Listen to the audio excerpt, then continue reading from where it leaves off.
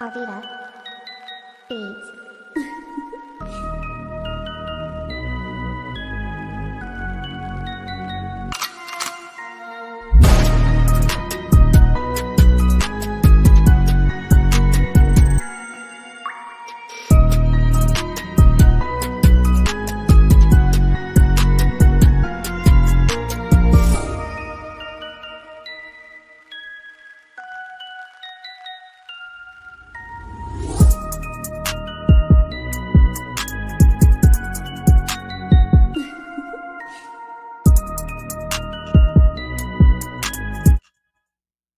Hey, what's good, everybody, and welcome to another episode of the Big Ticket. I'm your host, Vick3. And listen, we have an interesting show tonight. We all know the Eagles are up against the Minnesota Vikings. They're coming over to town. And I thought, I'd do something and bring over, a Vikings content creator. And I know you've all seen him before, and I know you've all heard his side, but I don't think you've heard his side correctly because all you've been hearing is a lot of Eagles talk. On this show, we know we do something a little different. We like to get the opponent's perspective. Throughout this whole week, this man has been hearing so much Eagles talk. I know he's probably tired from it right now, but I'm going to give him a break because I have a lot of questions for him. I have interesting questions for him. So without further ado, let me bring on my guy, Rap from the Purple Pocket Podcast. Rap, what's good, my guy? What's happening, man? What's happening, man? Appreciate everybody that's tapping in with us tonight, man. Appreciate you having me on. You know what I'm saying? Like, for sure, appreciate you reaching out, man. We're going to talk some football, man. I love it. I've been grinding hard all week, man, talking to other Eagles content creators. So, it's been a grind, man. Y'all boy put in that work, though. I give you that, man. Y'all Eagles don't be bullshitting, man. Y'all be putting in that work. Hey, man, appreciate that. Yeah, and I've seen you out there, man. I've seen and I've heard the takes that have been out there. And listen, you won't get any of that on this show. Let me just promise you that right now. Yeah, man. Shout out my boy D in the building, man. East Coast Good Eye, man. That's my dog. For sure. Yeah, man. Before we start, let me just shout out the people that came through. Yeah, Um, man. Listen, young Vinny Wahlberg, thank you, man. Logan, Blue City Empire Sports, appreciate you. My guy Dante, ECG, the Thanos Gauntlet himself, appreciate you, my guy. So much help. Listen, I want to get things started off right because, again, like I said, we got the Minnesota Vikings coming into town. A lot of people have been talking about them. There's been a lot of changes, this offseason. You made a move on from Mike Zimmer, now on to Kevin O'Connell. There's been a lot of things that, the Vikings are not used to being done before. Now, that's all changed. That old mentality in the back of being, conservative is gone out the books. But let me just get your thoughts. What did you think of that change? What were your thoughts when the Vikings made that move on from Mike Zimmer? It felt good, man. It felt good, Vic. I ain't gonna lie to you. Like, and the reason why is because now, not to take any credit away from Mike Zimmer. Mike Zimmer brought us out a dark spot. You know what I mean? When we first got him into the building, we were bottom of the barrel. You know what I'm saying? He brought back our defense, gave us some good energy, like, all right, man, our defense back, because the Vikings are known for their defense for the most part, purple people eaters, things like that. Like, we're more, every team has their kind of vision of, okay, that's a defense. Like, the Steelers are obviously a defensive team, still Curtin. That's how we were.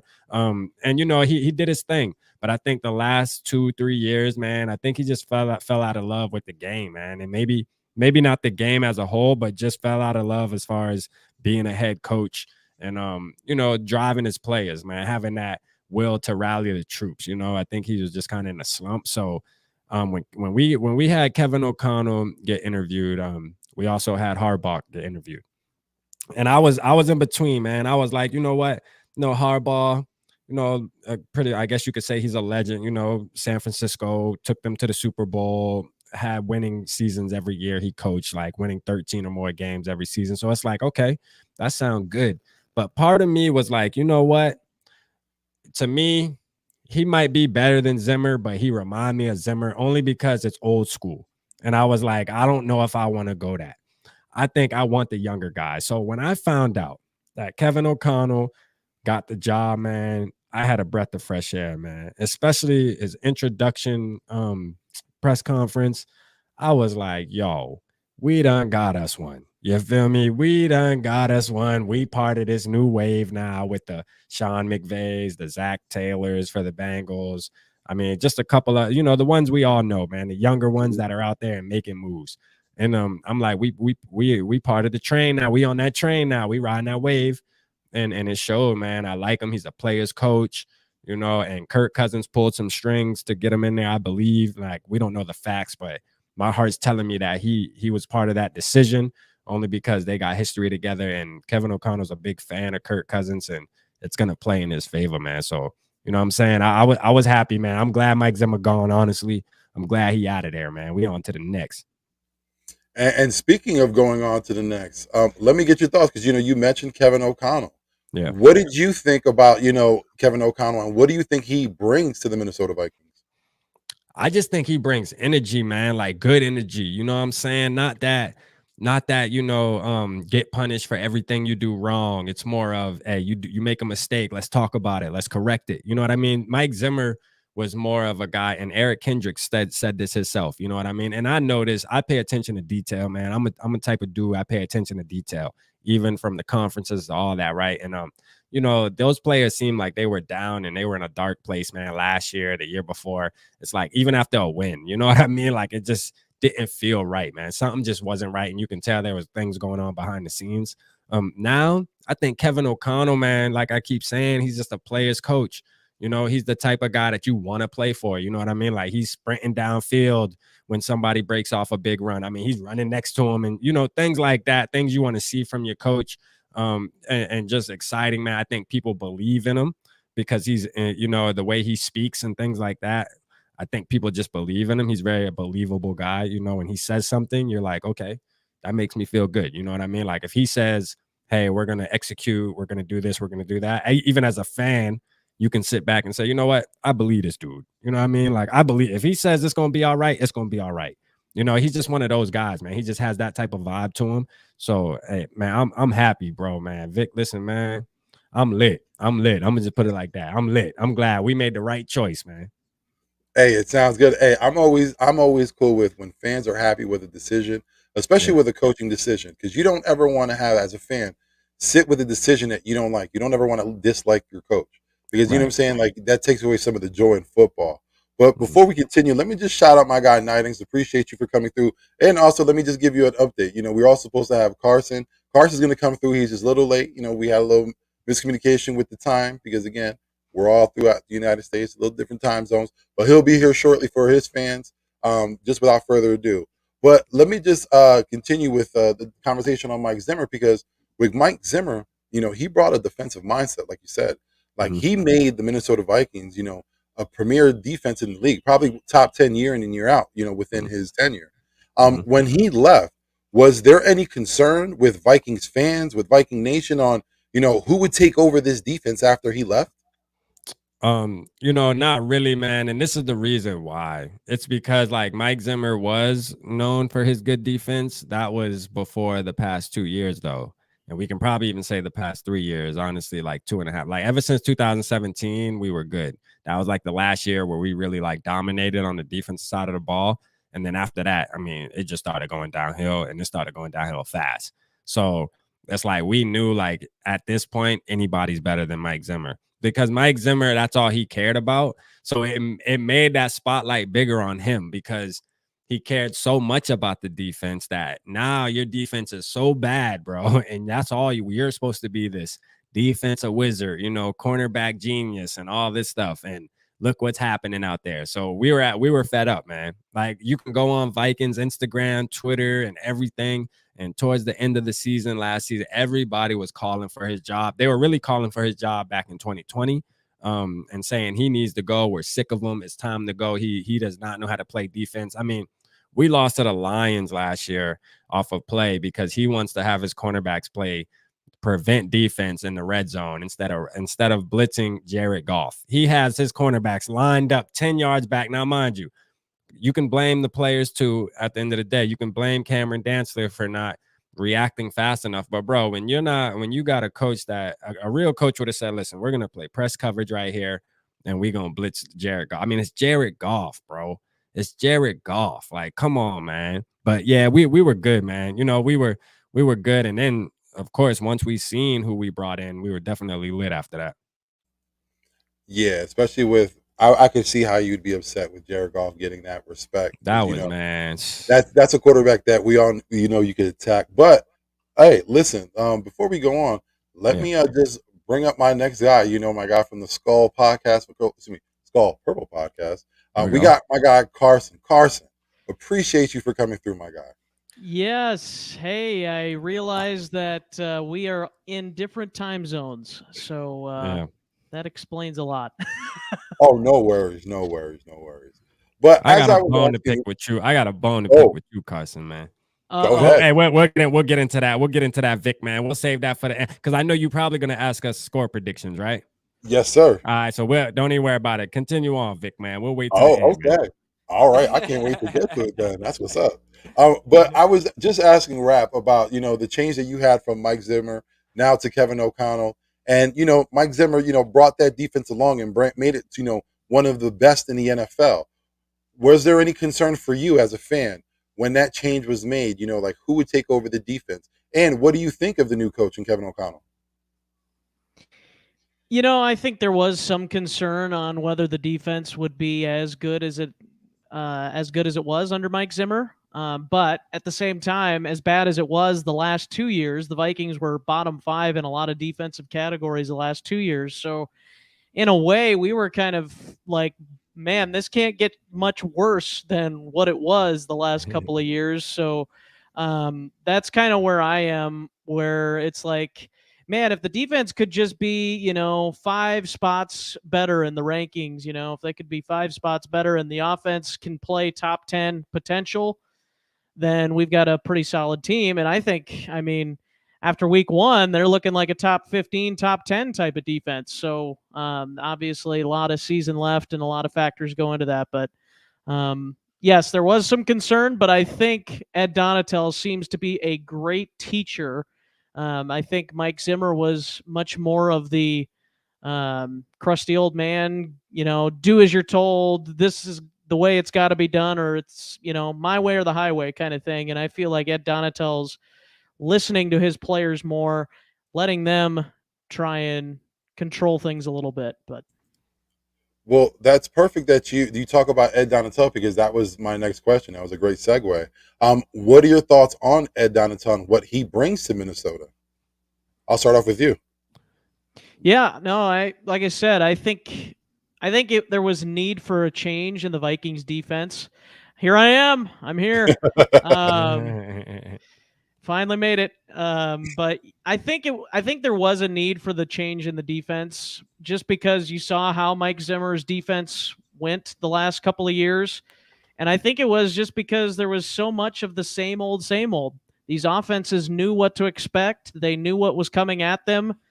And Zimmer really didn't change things a lot over the last couple of years defensively, I don't think. And I think Ed Donatel bringing in the 3-4, multiple looks on defense, multiple formations, I think that is really going to be something that quarterbacks who have played the Vikings, like Aaron Rodgers, in the past, he's probably thinking to himself, well, this is weird. I haven't seen this before.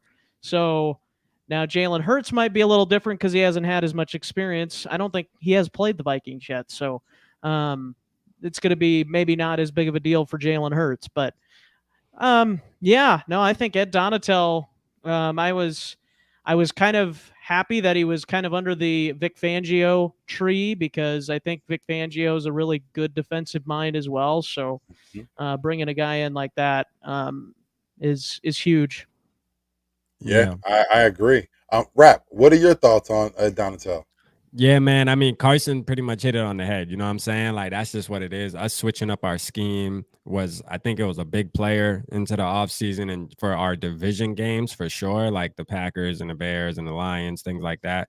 Um, like he said, though, I don't think it's going to affect um, Jalen Hurts or any other team we play outside of our division. But it's a good thing. I think he brings that energy. He comes from a strong tree. So, I mean, he has history of being a good defensive coordinator. So I think, and that goes back to Kevin O'Connell just knowing how to pick his people. Kevin O'Connell's just really good. Him and Kwesi Adolfo-Mensah, man, they're just good at picking their people. I think they're really strategic on picking their people. And I trust them. Like, that's another thing. Like, they give me the type of vibes where it's like, yo, if they make the decision, I believe in it. You know what I mean? Like, because until they prove me wrong, they just have that type of energy, man. It's just the type of energy they give off. So I'm cool with it, man. I'm lit. Oh, definitely. Listen, I thought that hire for your GM was great. I was speaking his, singing his praises for a while. I like Yeah. what they did, especially under Andrew Barry. But now that you talked about Ed Donatello, you like what he's done. What do you think, and what were your thoughts after that first game against the Packers? What did you think about the defense? I'll start off with you, Rap. Yeah, like we played pretty well. Now there was, I think, into the third quarter, they started running a little bit. Like they showed a little flashes of being able to pound us a couple times, but we kind of nipped that in the butt really quick. So I mean, I think we played really well, really clean. It just proved we got 4 sacks on Sunday without calling a single blitz. So it just shows like we didn't even have to put together no blitz packages really, or we didn't call any at least to get to the quarterback. So that's a good sign. That's just a sign of showing like our personnel is perfect for that scheme of defense. And I think it's going to continue throughout the year. It's going to show like, hey, we have this certain personnel on our team, like the Neil Hunters, the Darius Smith, and things like that. And this 3-4 is going to be it's going to be a mug for other teams when they run into us. So, we played a clean game, man. I was good with it. I would have wanted a couple more interceptions, but it's all right. Yeah, yeah. Hey, and just to say, shout out to the Giants fans out there. Congratulations on today's win. That was a good game. Can't tell them, NFC can't tell them nothing, 2022. huh? Can't tell the Yeah, Giants man. Like, fans nothing listen, they're now. excited right now. Giants Nation is thinking that Saquon is back. But it's the first time they've perform. been 2-0 in how long? Well, I'm telling Yeah. you, boy, sheesh. But yeah, man, congratulations to all the Giants fans out there. But Carson, what They were won your the thoughts? division already, right? It's all over. Oh, Yeah, it's over in with. their mind, they already did. Listen, they're sizing up the rings right now. Yeah, I'm telling you, the division's ours. That's right. But That's right. Carson, what are your thoughts? What did you think of the defense after the first game? Well, anytime you can hold Aaron Rodgers to under 10 points, I mean, 7 points is all they allow. That's pretty impressive. I will say I think the running game is still a concern. I've mentioned it all week, and we'll probably mention it until the Vikings defense proves me wrong. But I still think that this running defense is something that it was a struggle under Zimmer the last couple of years, and that might be something that continues to be a struggle. But I do like what Rapp said about the pressure that the Vikings were able to generate with just 4 guys. I mean, that was impressive.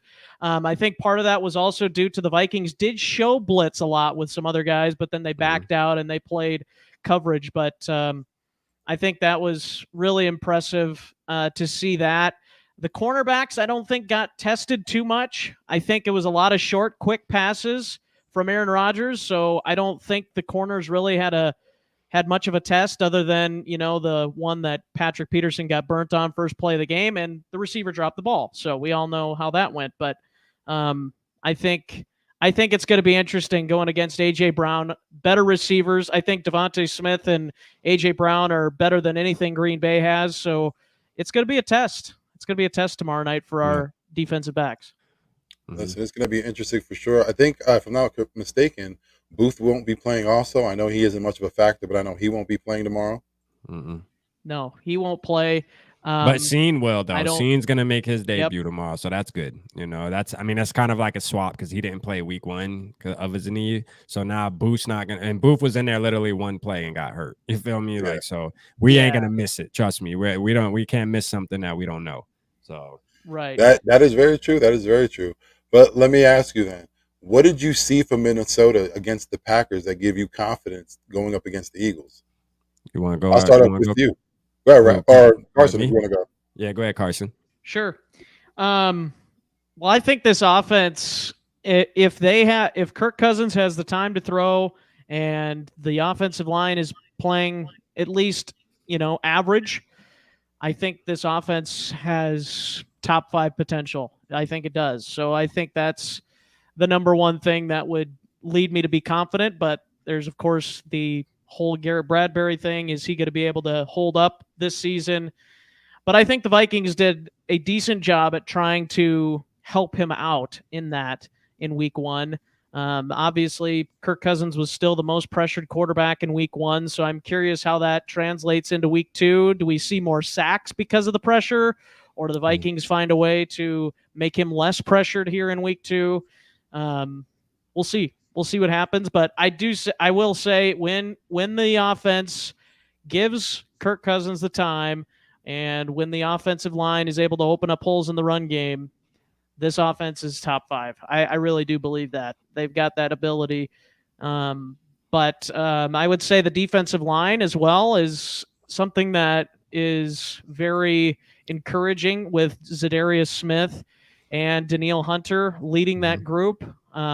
Those are 2 guys that we missed. Danielle Hunter after the first 7 games last year. We didn't have Zadarius Smith, obviously, offseason acquisition. But I think when you bring those 2 guys in there, that just brings a whole nother layer to your defense that we didn't have a year ago. And I think that's a big reason why we'll see continued improvement throughout the season. Yeah. Sounds good. Yeah. Rap, what are your thoughts? What did you see after that Green Bay game that gives you confidence for Minnesota going into against the Eagles? So just so I don't say the same thing as Carson, because Carson is just hitting everything on the head right now. You know what I mean? He pays attention to the squad. You feel me? But just so I don't sound the same, I'm gonna say having a coach that understands, right? And what I mean by that is having a coach that understands, like, look, we have the best wide receiver in the NFL, all right? And we have a quarterback that can get him the ball, that can make every throw as long as he gets a little bit of time. We're going to run this offense through Justin Jefferson, and you saw what happened when we did it. All right, that's one thing that Mike Zimmer refused to do. Mike Zimmer refused to run the offense through Justin Jefferson. Now, he gave him his chance, obviously, because he still was getting, 1,400 yards a season, things like that. So he was still doing his thing, but it was always run through Dalvin Cook, and let's go ahead and pound him into the ground and get him injured. And then we'll just have Alexander Madison come in, and then we'll just keep running him over and over again. My run game and my defense is going to do everything we needed to do to get us where we need to go. And we have a coach that says, well, hold up, wait a second. I'm trying to see some gritty. You feel me? Like, I want to see the gritty. And it's happening, man. The first game just showed, like, the boy is wide open. And when you got a coach like that knows how to draw up plays, and Wes Phillips, we forget, not only did we get Kevin O'Connell, we got Wes Phillips. You see how the Rams are playing. It's not the same. All right. Now, they did do good today. They played a pretty good game today from what I was watching. They almost blew it. They almost blew it, but they were playing a pretty decent game. But I'm going to tell you what, when it came to that offense being explosive, I'm going to tell you right now, we got the guys that were making it happen like that. Now, not to take away from Sean McVay, because Sean McVay is a genius, but we have the guys that were actually behind the scenes making things happen, and you can tell on week 1 of our game. So that's how I feel. That's where my confidence level is with it. Yeah, listen, it sounds very well. When you came away from that win against the Packers, first of all, that was a shock in its own, because we all know Aaron Rodgers, for the most part, has been taking that division down for years. Yeah. And especially with that first game, there was a lot of what if, a lot of maybes. They were looking at the running game being too hard to handle. But Minnesota held their own, and they played very well. And one person that did play well was Kirk Cousins. Mm-hmm. So let me ask you, what's different that you've seen from last year, and what have you seen different in Kirk Cousins so far this year? I'll start off with you, Rap. So far, what I've seen, and shout out to my boy Rick Sosa, man, from the Purple Code, and I use this because he was at the game, and he goes to the games, and he also gets like really good access of the Vikings, even in training camp and stuff. He's from Minnesota, and he actually gets passes to go out there and watch him and things like that. And he said something that really stuck out to me. So he said he watches the game with binoculars, and he saw Kirk Cousins in the past. If he was to get pressure around him, his eyes would go down. He would take the ball, tuck it, and just put his eyes down to the ground and try to figure out where an opening is so he can jet out.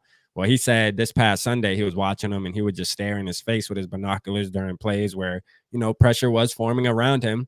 And he said that Kirk Cousins kept his eyes downfield. You know what I mean? Kept his eyes downfield with confidence, stood in there, and he was the most pressured quarterback this past week. Like when it came to pressures, Kirk Cousins was getting hit the most. And look what he did. He still played a solid game, stayed in there like a soldier, and made it happen, man. So, you know, I see a different confidence in him just off week 1 now. Kurt's a little bit different situation with me, and Carson feels the same. Like, I do need to see more, you know, because he's known to be a streaky quarterback. And I'm big on, you know, sometimes you just are who you are, regardless. Like, you just won't wake up one day and just turn into a whole different person. But I do think he has a little more confidence just of the coaching staff. I think the coaching has the biggest part of everything that's going on with the Vikings organization this year that is going to happen. It's going to be based on the coaching, man. Trust me. Yeah, Bengals just lost, and Yeah, I seen that, man. Last set, Cooper Rush 2-0, man. Sheesh. Jiminy Christmas. I can't believe, like I said, and it's just like it was. They had one job. I don't know what's going on with Joe Burrow this year. He has not looked good at all these past 2 games. Yeah, he's looked a little rough. To answer Jadis's question, or well, he didn't really say a question, but if you guys have the advantage at halftime, I do agree that is an advantage for you guys, because not because I don't think our offense can score, but because I think our run defense is still questionable, and you guys are going to run the football if you're up. So I do think that is a concern. I don't think the Vikings would be out of it if you're up at halftime, but that would concern me a little bit more. Unless if the Vikings were up, then obviously I'd be a little bit more confident. But yeah, hey, it would be a win on our side to be up at all during the game. yeah, for sure. Ain't that right, man? I know we both feel like that. Shit. Well, let me ask you both a question, because your team kind of parallels the things that's going through with ours, with your running back situation. Dalvin Cook, a very talented running back, but his problem is that he's often injured. Again, nothing because of his own fault, but that's the game. It happens. So let me get your perspective, and I'll start off with you, Carson. What is your confidence level in Dalvin Cook when he was going into the season, and do you believe he'll be able to play a full season? Well, I'm always confident in Dalvin's ability to run the football, ability to catch the ball out of the backfield. Top 5 running back in the league. I don't think you can really debate that. Phenomenal athlete, phenomenal player, great teammate too. I think a lot of the guys love DC, but I think to really see him play 17 games, I don't know if that's really possible for him. I could see him playing like 15, 16 games, maybe nicked up 1 week or something in 1 or 2 weeks. But I do think he's probably going to have one of his healthier seasons, just because I do think the Vikings are realizing that you don't want to run this guy into the ground.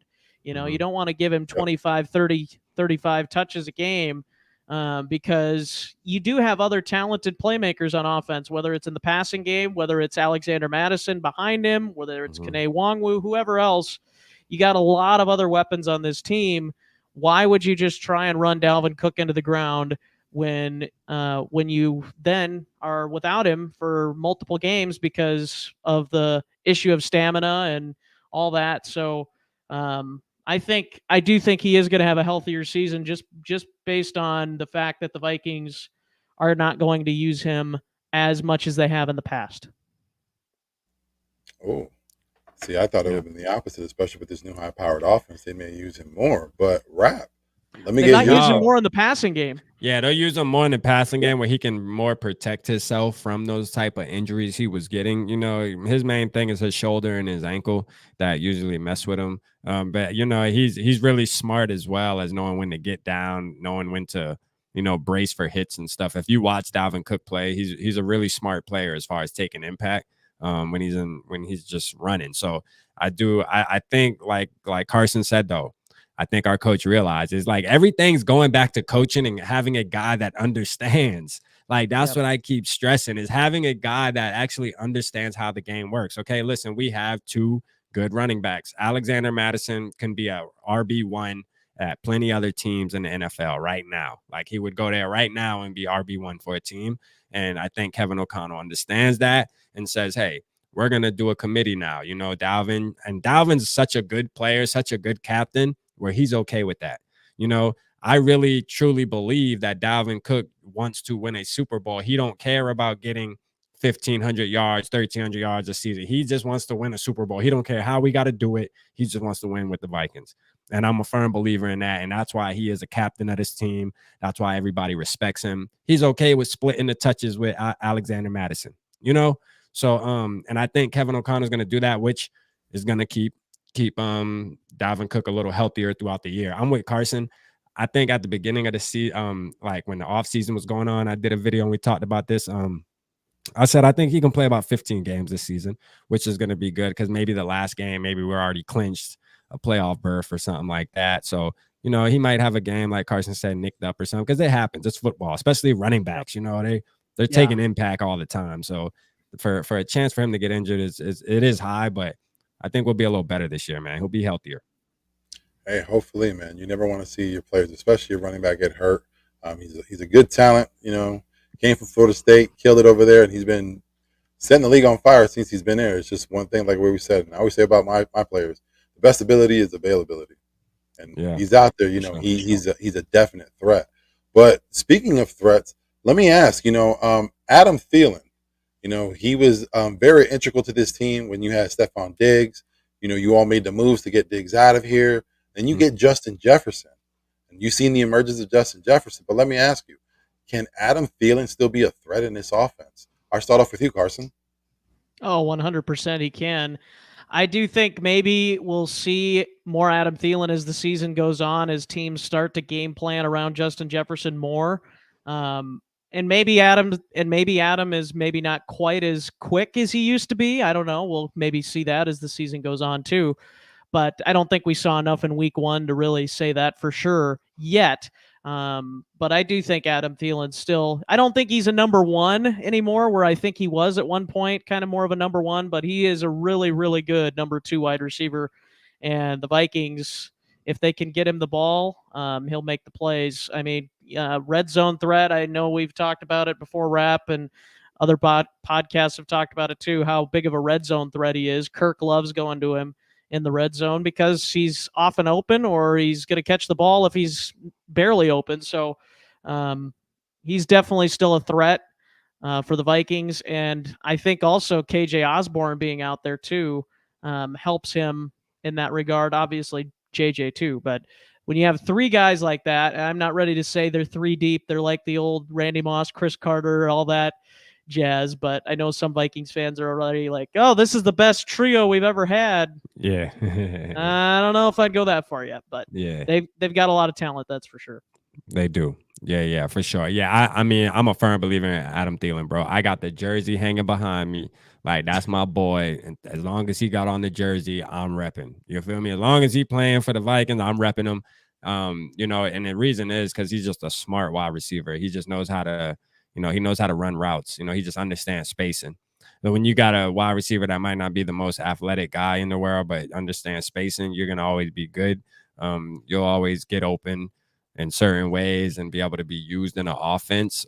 You know, he's been having a couple little nagging injuries the past couple of years that we're not used to. Adam Thielen's usually one of those guys who shows up every Sunday, but the past couple of years have been a little different.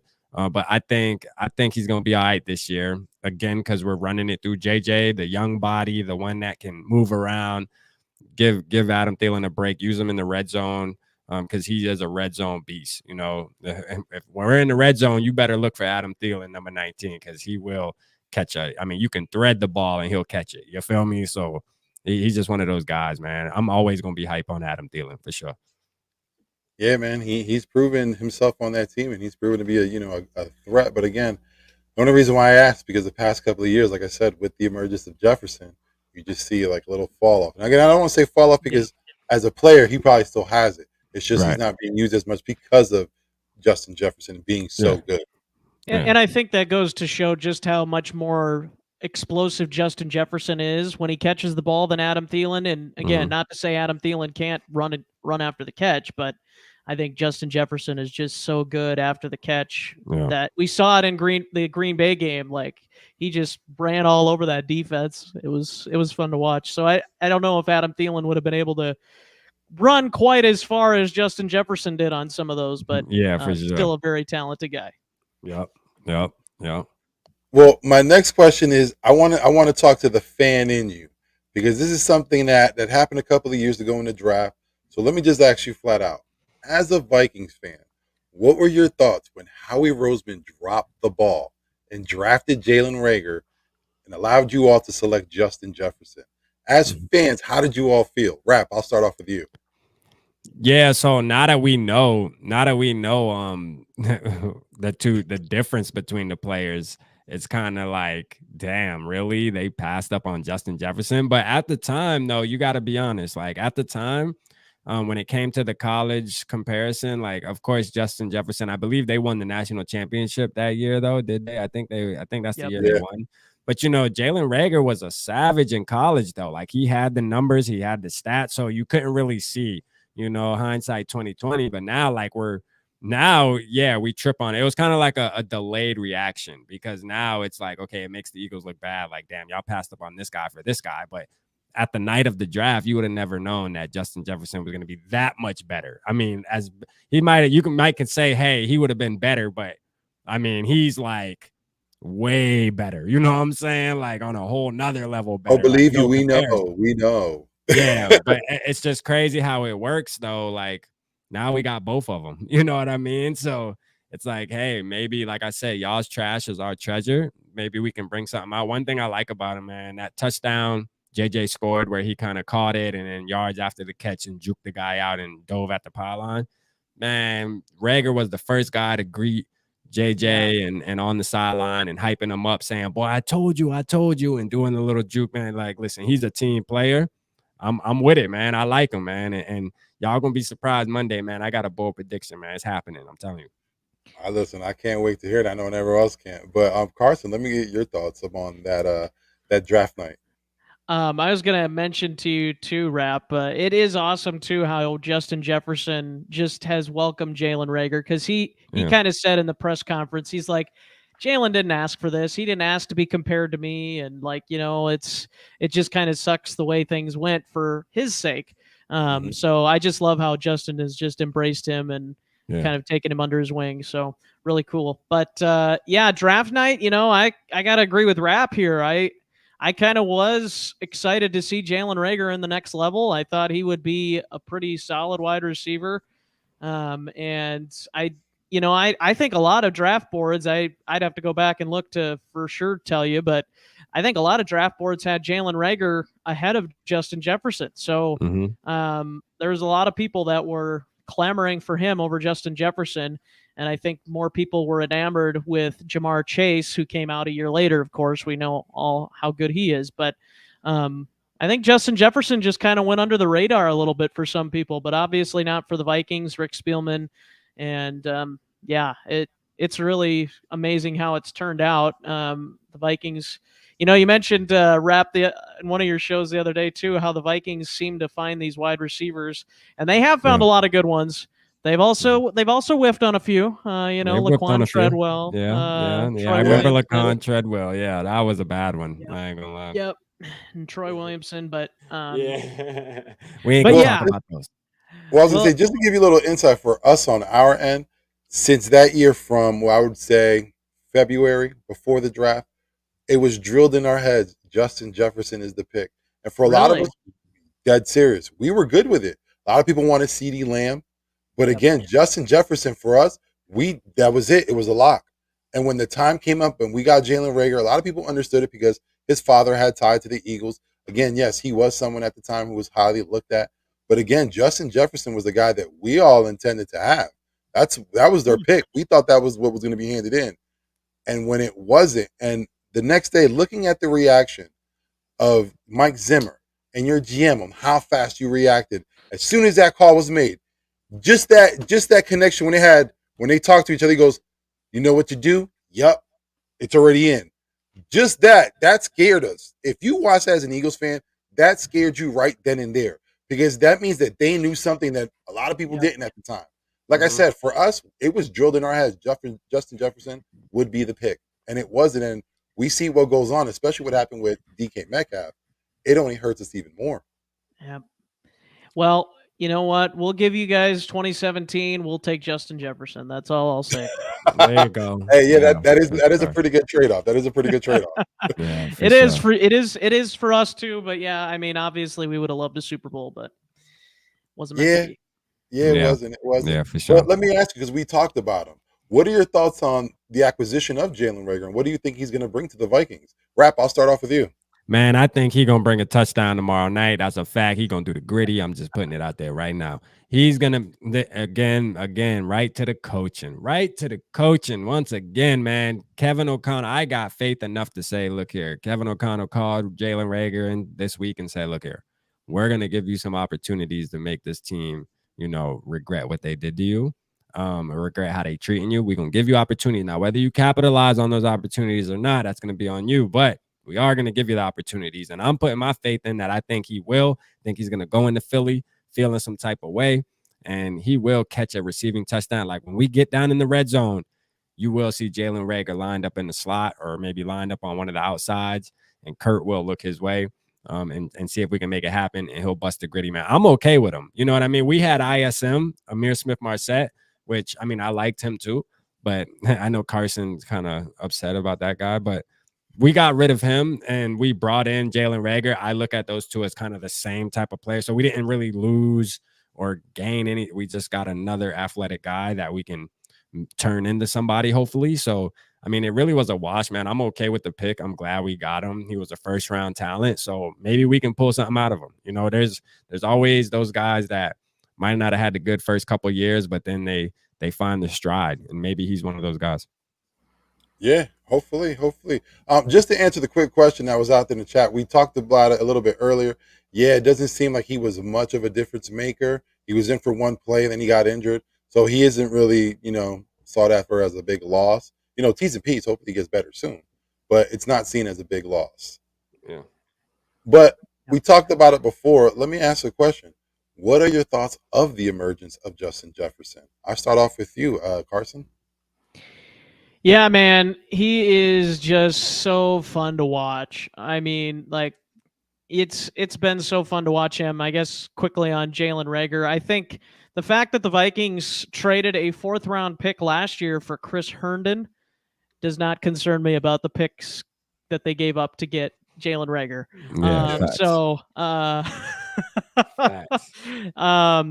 That was a bad trade by Spielman. He's done that a couple of times where he'll just panic because of an injury or whatever, and it's not good. But I think the thing for Reagor is I still think he does have potential, and I think with the right grooming and with the right coaching and not being in the Philadelphia spotlight, and no offense to your fan base, but I think he probably felt some of that pressure from you guys. And I think that's not something he's going to feel here because he's the 4th or 5th option on this team, other than his kick return duties, punt return duties. So I think it's a good deal for the Vikings. I just wish they would have kept ISM too. But I wish they would have kept 6 wide receivers and dumped Chris Boyd or somebody else. We know how Rapp and I feel about Chris Boyd, but I'm telling you, Chris Boyd, man, we should have got rid of him, man. That was an easy cut, easy. I think he's a special teamer. But he's a special team specialist. Man, get out of here. Yeah, I agree. But yeah, no, JJ's been great. And I honestly think he is on the track to be the number 1 receiver in football by the end of this season. I really do. Mm-hmm. I think Cooper Kupp and Devontae Adams are right up there in that top 3 with him, and Jamar Chase is probably 4 or 5, wherever you want to put him. But yeah, those guys are fun to watch. But yeah, JJ just brings another dynamic to our offense, and I'm excited to see the continued use of how he gets implemented into the Vikings offense, because I think Kevin O'Connell, we just saw the beginning of how the Vikings are going to try and use him in different situations. We saw him in the backfield. We saw him in the slot. We saw him on the outside. So I'm excited to see the Vikings continue to grow in using him and some of these other key players as well in this offense. Yeah, for sure. Rap, what are your thoughts? What do you think about the emergence of Justin Jefferson? Man, I think it's just gonna be bigger than ever this year, just because of how Kevin O'Connell is gonna use them, like with the motions and things like that. Just get them open, match them up with linebackers and people that we know for sure cannot keep up with him. And there's not many in the NFL that can keep up with him anyways one-on-one, but just knowing for sure that the way we're motioning him and the offense is running, I mean, I'm excited about it. We obviously knew he was a beast since his rookie year, and he's just proven every game. It's just more and more showing like he's really that. You know what I mean? He really is that. He's gonna be one of the, like Carson said, probably the top wide receiver by the end of the season, competing with Cup and Devontae and things like that. But he's definitely in the conversation. He already is in the conversation, even just after last year. So, I mean, that's why we're having this conversation right now, because he's that good. And I think he's going to show that again Monday night for sure. And speaking of that, let me just ask for Eagles fans out there, let them understand, why is Justin Jefferson so dangerous? Rap, I'll start off with you. I just think he's very like shifty. He's just a really shifty type of guy, just clean route running. The way he comes out of his breaks are just a little different than what I've ever seen out of a wide receiver. He has a little different break to him. And he has good vision, man. He just has good cutback vision, things like that. Things you need as a wide receiver. Good hands, which are most important for a wide receiver. I mean, he's just dangerous, man, because he's good. He's just naturally athletic and things like that, born with it. I just feel like he's one of those guys who's born to be a wide receiver, and it's easy to him. It's easy for him to line up every Sunday and go out there and just play football because he's just that good. So, I think he's just dangerous because he's just good at everything that a wide receiver has to be good at. He's good at it. Yeah, he's extremely dangerous. But Carson, let me get your thoughts. Why do you think Justin Jefferson is so dangerous? Well, I sound like a broken record probably, but exactly what Rap said. I mean, he is a great route runner. First of all, I think that makes him dangerous. He's a 4.4 runner, so he's got the speed to get past corners if he needs to. He's also just got the ability to track the ball so well. Like, he's got the ability to go up and get it when it's thrown in his general direction. So I think, like he said, he was born to play the wide receiver position. The good Lord made him to play wide receiver. So, just in a football family too. Like the Jeffersons, obviously his brother played quarterback at LSU, came into the league for a little bit too, and I think he's got another brother that played or plays as well. So that family's got a lot of football talent, that's for sure. And JJ might be the best of the bunch. Yeah. Mm-hmm. Definitely. Let me ask a question. We talked about Justin Jefferson, but throughout the league, everyone had the conversation of who's the top quarterbacks in the league. And there's some guys that are overlooked. And one of those guys are usually Kirk Cousins. So let me ask the question. Is Kirk Cousins underrated and underappreciated? I'll start off with you, Rap. I don't know if he's underrated. I don't think he's underrated. I think Depends he's rated. on who you asked. Yeah, it depends on who you ask, I guess. But I think he's rated exactly. The things that people say having him ranked between like 12 and 14 or whatever, I think that's about right. Honestly, realistically, that's about right. Like, that's where he is. I mean, he is who he is. He doesn't have any wins that are important wins on his record. So, I mean, he's not really having. He's not. I mean, he's an average quarterback. I mean, he's average. I hate to say it like this, but I just call him an average quarterback. Because I believe like you're either good, you're either like elite, like a really good top 5, or you're just a quarterback, like a good quarterback, average quarterback. And I think he just falls in that category. He can win you a game every once in a while, but you're not going to win because of him.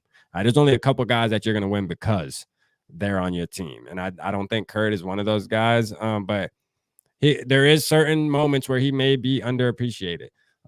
Like this year, I think this year he's going to be underappreciated because there's going to be a lot of people that it's going to take him a while to really jump on the bandwagon. I just happen to be one of those ones who jumped on early in the offseason because of the coaching changes and things like that. I just feel it in the air that I feel like it's going to be good. But, it's going to be a couple people that might take a little longer than me to jump on him, so they'll underappreciate him a little bit. But as he starts to prove, we just need consistency, man. We need to see consistency. He's a streaky quarterback, and we need to see him do it for more than a month straight because he always has a good month in a season. He'll have a good month where he'll just go crazy.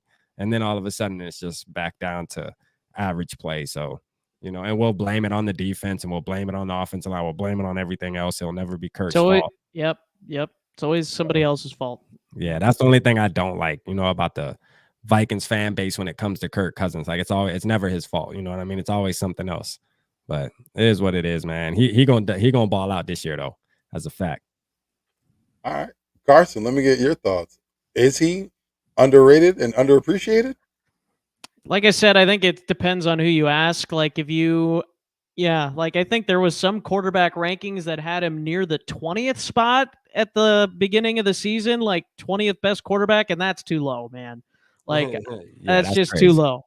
I know a lot of people don't think Kirk Cousins is. I think people just look at that primetime record and they're like, yeah, he's maybe a top 20 quarterback, whatever.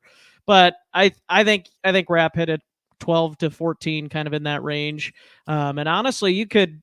Based on some things maybe you've seen early in the season, maybe you could bump him up a little bit. But I do think that he is in store for a much better season because of what Kevin O'Connell brings, what Wes Phillips brings as well on the offensive side.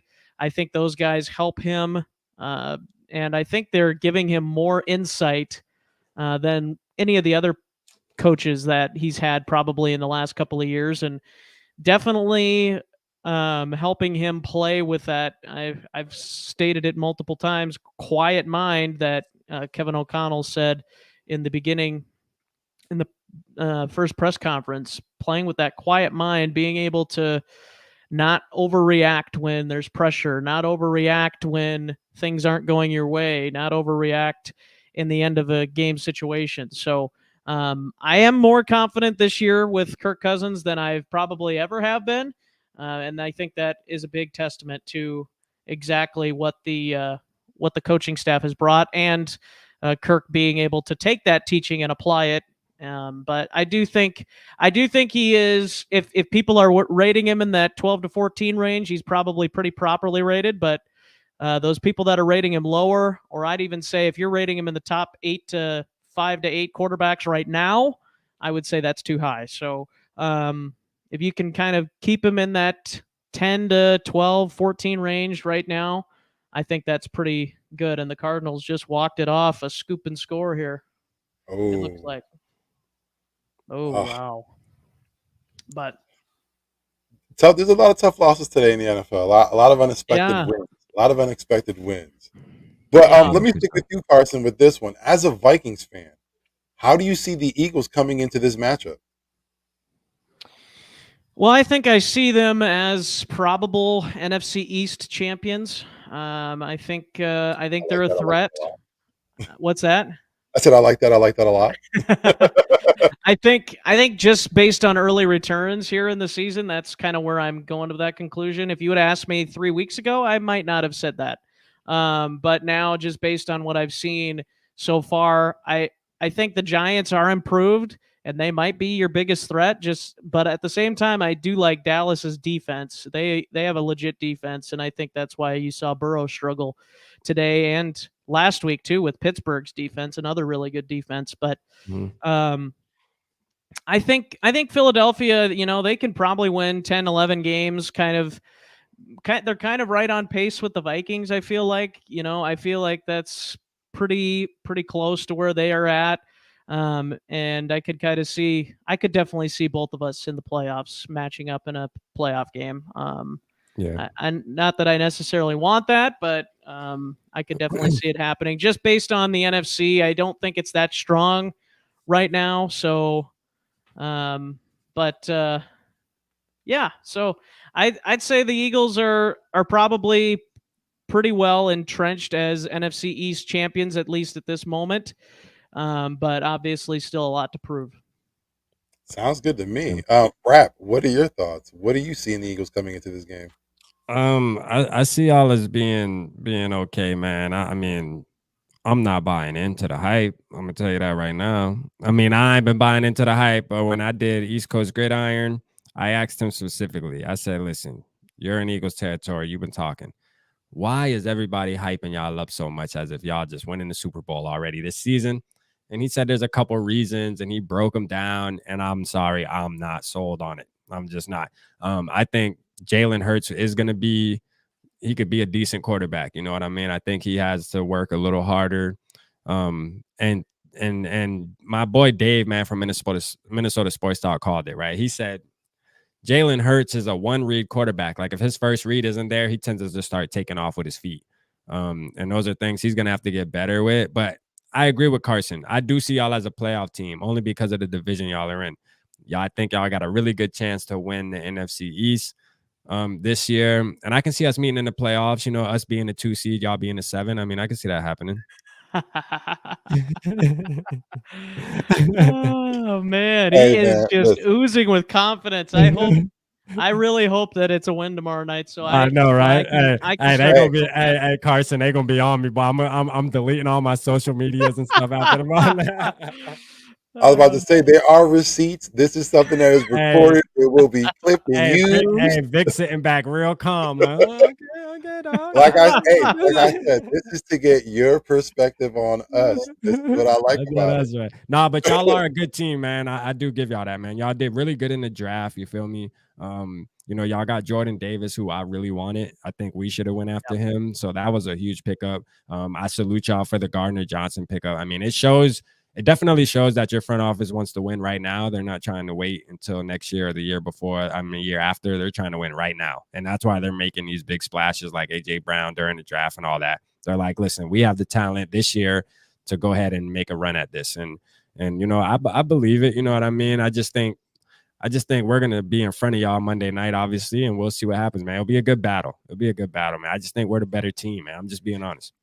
And you know, the Eagles too probably saw how weak the NFC was possibly going to be in the offseason. You know, you saw Tom Brady retire. You saw Aaron Rodgers contemplating, okay, I'm going to maybe go to the Broncos. Maybe I'll go to the Raiders, wherever, you know, somewhere else, Miami.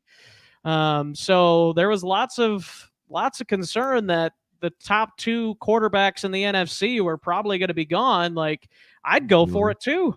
Like, and I think that's another not? reason why we kept Kurt as well too. That's why we made certain decisions we made as the Vikings, because it's wide open. And even after the games today, now that they're pretty much over with, except for the Sunday night game, which is obviously our division NFC North game. You know, the NFC North is wide. I mean, the NFC is wide open still, bro. It is. I mean, there's really no teams out there. If you think about it, we had the best game single-handedly that showed like, hey, we dominated a team that was supposed to be number 1, 2, or 3 in the NFC going into the season, and we straight smacked them, right? So I mean, like I said, that's why I have the confidence I have. I know it's week 1, but we are. I mean, the NFC is wide open for teams like us, teams like y'all, because Tom Brady's not looking good, man. It took them a while to put some points up today. I mean, the score was 3-3, and I know they're always a tough matchup against the Saints. I didn't even know this, but Tom Brady's never beat the Saints since he's been a Buck. That's crazy. Like that's crazy to think, you know. But you know, I just think I'm not really scared of the Bucks and stuff like I was in 2020 and 2021. You know what I mean? I'm just not scared of them like I was. You know, I think everybody's beatable now. It's an even playing field, and some teams are a little better than others, and I think we're one of those top teams now, so it feels good. Oh yeah, especially with the change in the guard with Brady. Like, you know, like you said, he went out and retired earlier, and right now, if he doesn't win a Super Bowl, it's a decision that he should have made because he's not really looking good these first 2 games. I see Brady not even making it past week 8. I'm gonna be honest with you. I think he's gonna hang it up early. I mean, he is so frustrated out there today. I mean, he was frustrated. I mean, he's breaking the tablets, throwing them. I mean, he's mad. He's not enjoying it right now. It's not fun for him right now. Well, think about it. If what's said is true, you know what I'm saying? His wife and his family are upset at the fact that he made the decision to come back.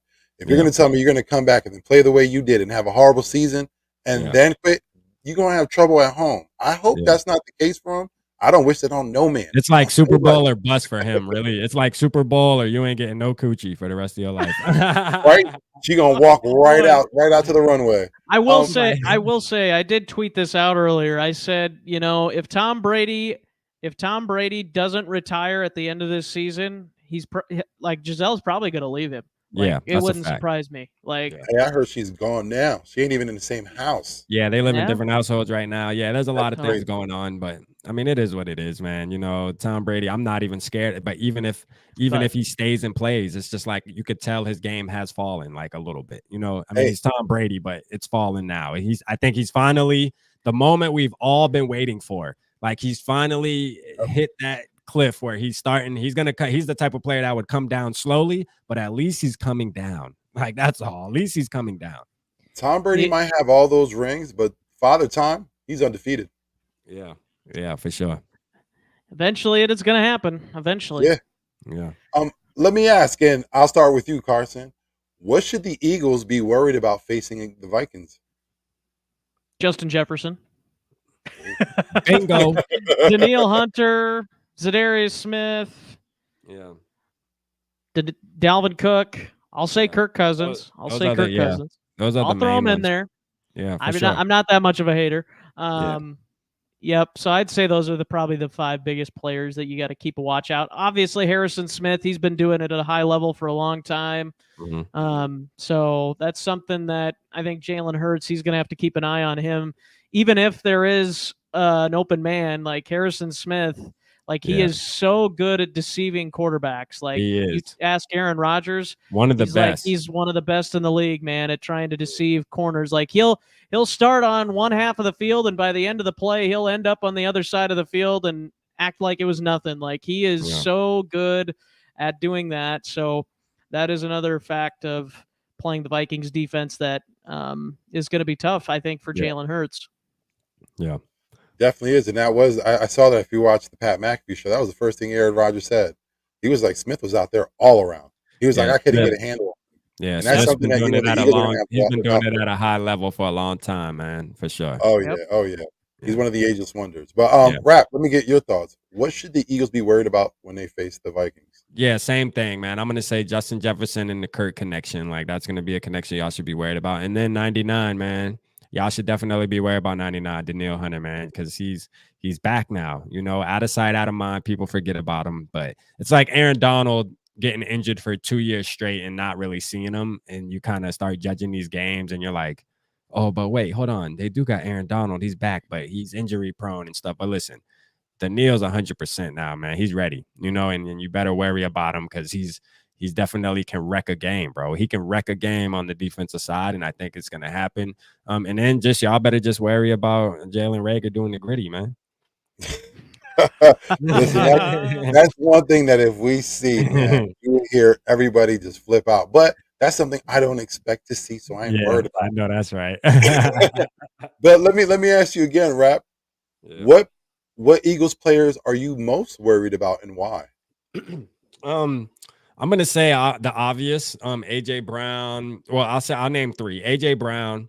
For the simple fact that he is a decent wide receiver. Do I think he's better than JJ? Absolutely not. Whoever said that's blasphemy. But you know, I am aware he is a good receiver that can, you know, have a good game. And then Jalen Hurts, I'm worried about his legs on 3rd down in particular. Like not 1st, 2nd down, none of that. I'm worried about him on 3rd down in particular when it's time to close out the drive and he gets to scramble for 8 yards and keeps the drive alive and our defense starts getting tired. And then y'all start handing the ball off and start running. That's what I'm worried about.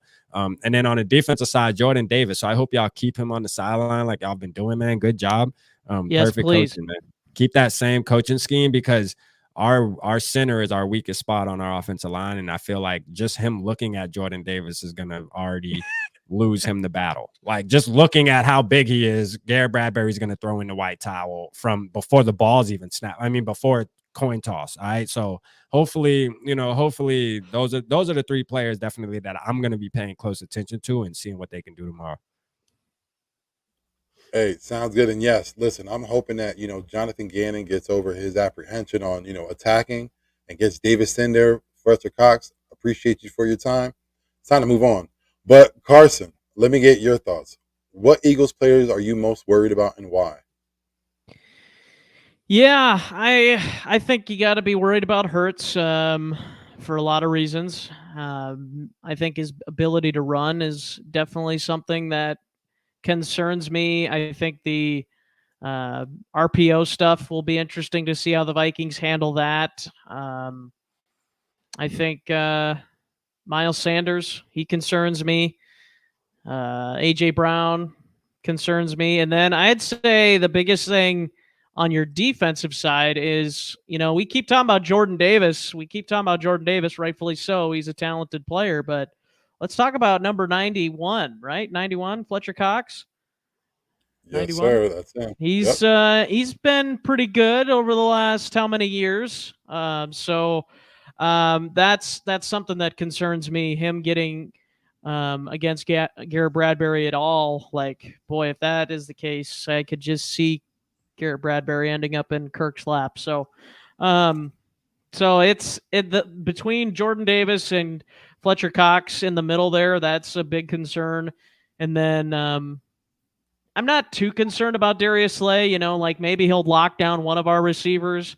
Maybe JJ. I still think JJ will be able to get some good catches off of him, even if they do. But I think the Vikings will be able to spread the ball around, even if Darius Slay is able to lock down one of them. He's not going to be able to lock down all three of the main wide receivers for the Vikings. Not going to be able to lock down Smith, but I do say you guys got a good pickup there with C.J. Gardner-Johnson. I know Rap said that multiple times, and yeah, that was a steal of a deal. Saints lost a good player there. Yeah. So yeah, those are some of the players I would be worried about, but I think, yeah, I'll just stop there. Yeah. There we go. I'll wait Nah, for it the sounds prediction. good. Well, I want to get to one question that I didn't have before, but it was something that me and Rap were talking behind stage. And a lot of talk has been made about, a lot of people putting Minnesota at the top of, their Super Bowl predictions. A lot of people fearing Minnesota. But again, like we talked about it today, Minnesota has a brand new coach, new coaching staff, first time, defensive coordinator, first time head coach. Why is Minnesota such a threat? I'll start off with you, Carson. I think there is a reason to at least think that they could go far, is just based on how much talent they have. They have a ton of talent on this team. Like, they've had a ton of talent on this team for the last several years. It's just a matter of if the Vikings can actually use that talent to its full potential, or if they can keep those guys healthy. Like in the case of Danielle Hunter last year, he wasn't healthy all year.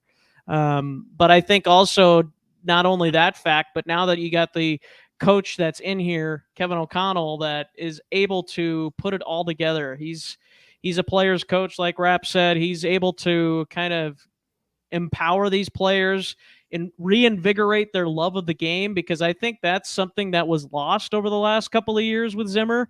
A lot of players, like Terrence Newman, came out and said, like, players dreaded coming to work for the Vikings because of Mike Zimmer's old grouchy self.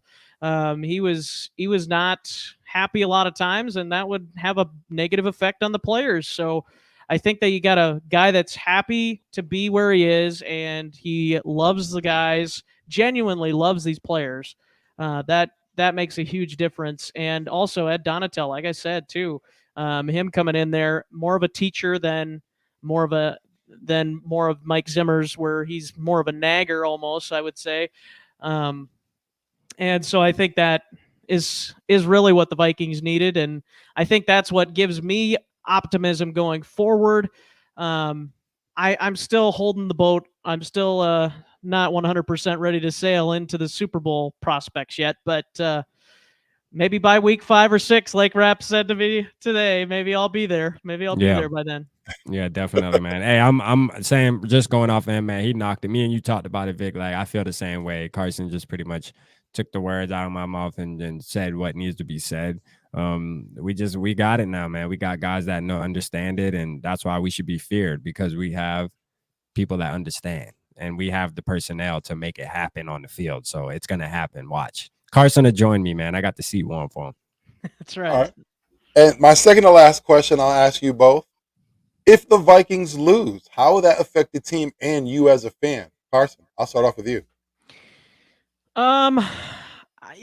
Honestly, it wouldn't surprise me if they lose this game. But I still would think this is a playoff team, even if they lose. Maybe if they get the doors blown off, maybe that make me reconsider, but I don't see that happening. Yeah, I mean, I'll be disappointed, sure, but I'm kind of going in with the mindset that it's possibility that they could lose, just because it's Philadelphia. It's Monday Night Football, tough environment. We know all the other stuff about Kirk Cousins and his history on prime time. and you guys do have a good team over there. So that, with all that being said, that's why I'm concerned. But I still would say that this team's a playoff team, even if they lose on Monday night. Yeah.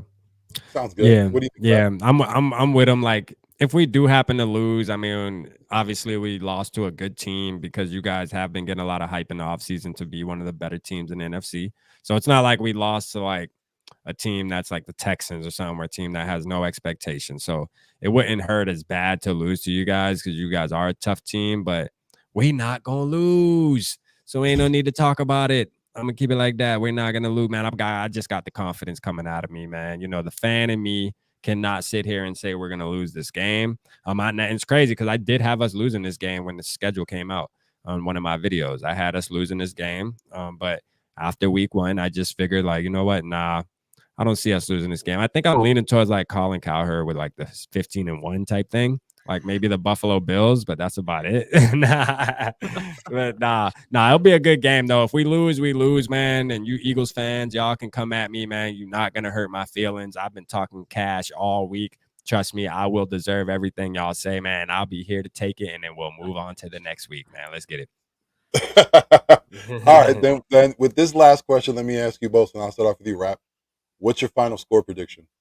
The final score prediction, 27-17 Vikings. All right, 27-17. I think our defense is going to surprise a lot of people. I know they think that teams are used to scoring like 20 plus points on us, 28 and up. But I think this year is going to be different, man. I think we're going to have a stout defense. It's going to be tough to score on us. I believe it's going to be tough to score on us, man. I just feel it that our defense is going to drag us damn near to a Super Bowl in a way, with the help of Justin Jefferson and our offense being high powered. But I think our defense is really gonna, play well tomorrow night for sure. So 27-17, man. Y'all not gonna score as much as y'all think y'all are. Hey, we will see, but it sounds good. Let me get your thoughts, Carson. What are your final scoring? Go ahead, Carson, because I heard your BS on the last one, man. Go ahead, Man. Hey, I want the team to win. I'm not saying I don't want the team to win. I'm cheering for a win. Boo. I'm just trying to be realistic here, man. I really do think that you guys have a good football team, and I don't know, Monday night football in that town scares me. Like I said, you guys have a lot of players that scare me, so but we do have a lot of talented players too. So, but I'm going to stick with my prediction. I'm not going to waver. I'm going to say 23-17 Philadelphia with the win. I think I could see it going either way, though. Honestly, I could, but yeah. I just have a bad feeling, and maybe it's just all the negativity from last year still. It is, man. You got to come jump on the train, bro. Hey, Carson, I like the feeling you have. I know it might be anxiety for you. I love the feeling that you have. Listen, every other Eagles fan believes they're gonna win, so I'm on the Viking side. I believe we're gonna win, man. Carson, part of y'all right now, man. Like, get over there. With I'm not cheering for the Eagles, man. Hey, now. I think it's gonna be very close. Again, we had a tough outing with the Lions. I don't see the Vikings as a pushover team. I see them as very formidable, but I think it's gonna be very close. Like I said, I give it 31-28 Eagles win. Okay, all right. Yeah, a man. little high scoring. Gotta be. I mean, even if we lose like in that fashion, I mean, it still gives a team, like, when you lose something like that, it's almost like, okay, it was a hard fought game. It was hard fought battle. Yeah. I mean, now if we lose 31-13 or something, then yeah, we got a whole different conversation. But yeah, then the Super Bowl train might be stopped. Exactly, it might be stopped out. But. Yeah. We've hit past an hour 15 minutes. The game is about to start. Appreciate you having me on, man. Yeah, man. I don't want to take up anyone's time anymore. So, gentlemen, let everybody know where they can find you. I'll start off with you, Carson. Yeah, Skol Purple Podcast here on YouTube. Had an episode drop this morning with Tom Schreier of Zone Coverage. So go check that out if you would. Subscribe, like, all that jazz. And then you can find us on social media at Skol Purple Pod. And yeah, Skol Vikes. Let's go, man. Appreciate you for coming through. Rap, let the good people at home know where they can find you. Yeah, man. Make sure whoever watching the stream right now, man, y'all do me one, right? Go and subscribe to Purple Pocket Podcast, man. Started in February, new to the scene, man, but I've been having a great time. We be doing good live shows over there at least twice a week or so. We try to, and we get lit over there, man. Follow me, Purple Pocket Podcast on Twitter, or Purple Pocket Pod on Twitter, and then Purple Pocket Podcast everywhere else. I mean, you can just Google it, all this shit will come up. So make sure y'all tapping in with the boy, man. Got to. Skol Vikes, Purple Gang. Definitely. Everybody out there, if you can, please subscribe. Like I said, even if you're not a fan of the team, just go subscribe. It's always good content. Yeah, don't be a hater. Yeah, don't be. Gentlemen, I appreciate you both for taking out the time and coming through today. You made the show today great. Hey, listen, it's going to be a good game. I wish you both the best of luck for tomorrow. But hopefully, the Eagles win. Hey, Vic, you make sure you subscribe to our channels too now. Don't be no hater now. Oh, no, if I'm not mistaken, I already did. Oh, okay. Facts. See, I gotta check the ones asking the question. They be the ones sneaky, like don't want to show no love out here now just because we about to beat y'all tomorrow. Listen, I follow through. Like I said, there are receipts on both ends. For sure. Hey, look, you know what's crazy is I probably got like at least 10 Eagle subscribers this week right here. If we win tomorrow, I'm sure I'm probably gonna drop like 10 tomorrow. I'm sure my subscribers are gonna go down. I can just see it happening. Well, if any Vikings subscribers out there, any Vikings fans want to subscribe to me, please, by all means. Oh yeah, tap in with them. Yeah, tap in with them for sure, man. Appreciate you, Vic, though, man. I was gonna mention tomorrow at halftime, I'm gonna be doing a Twitter Spaces on the Skol Purple Podcast, obviously Twitter account. So if you want to join and give your thoughts or listen in, give your thoughts on the first half of the game. We're not doing a full episode tomorrow night. It's gonna be a little late, but we'll come back with another episode. But yeah, and then